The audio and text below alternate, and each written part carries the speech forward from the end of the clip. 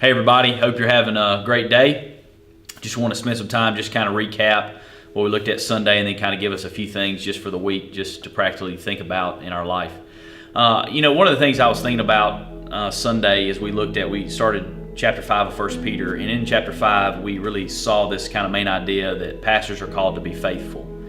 I was thinking about this. I think all of us at some point in our life have been maybe hurt by a pastor, or maybe been offended by a pastor, or maybe we've had this weird view of pastors. And one of the things I told everybody Sunday is that I think it was a good Sunday to be here because it really shows us what God's intentions are for the church and what God's intentions are for the person who occupies the pastorate at the church. And so really the big idea we saw is that pastors are called to be faithful. So we looked at really three calls that Peter addresses with the pastors and elders. Is he says three things that you're to do. First, you're to take care of the flock.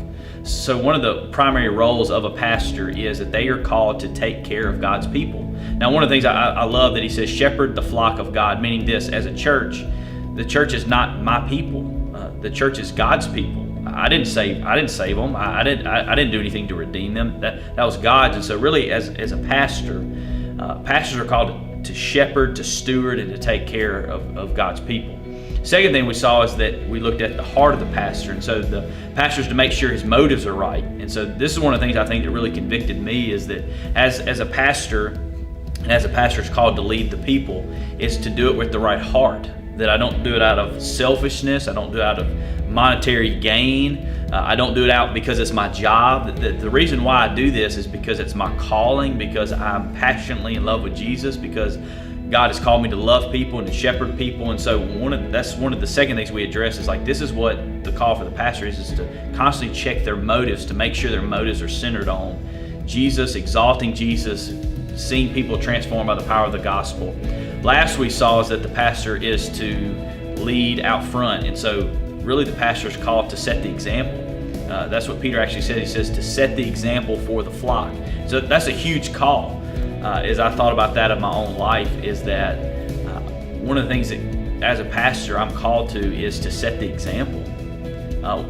One of my favorite sermon series, a guy by the name of Dave Busby, does this sermon series called Living a Life Worthy of Imitation. And really that's what Peter's calling is, as the pastor, as the elder at the church, what you're called to do is you are called to live a life worthy of imitation, to set the example for the flock.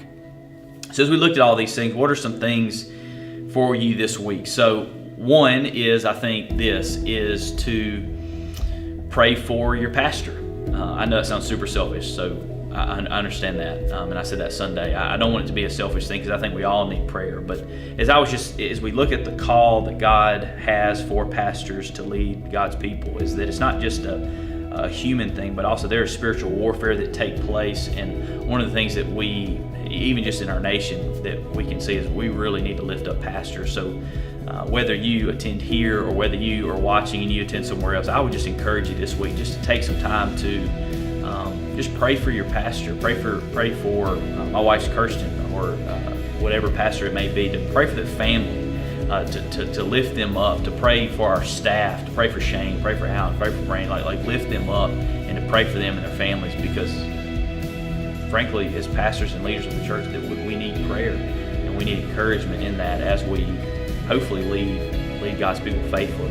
And last thing really is for, if you're listening to this video and you are a pastor, or you would ever aspire to be a pastor or a minister in the local church, I would just encourage you to look over this passage and just to examine our heart and to make sure. That was the thing I think that impacted me the most, was to make sure my motive is right, that my motive is centered not on selfish gain, not on me getting something, but centered on, even as Paul says, for the love of Christ compels me. That the reason why I do this is not because it's my job, because it's my calling. And so this week I would just say, pray for a pastor, pray for a pastor's family, lift them up to the Lord, and just pray for God's encouragement for them. And then if you are a pastor or aspire to be one, I would just encourage you to look over this text, and hopefully it will minister to your heart. Hope you have a great week, and I hope to see you Sunday. See you.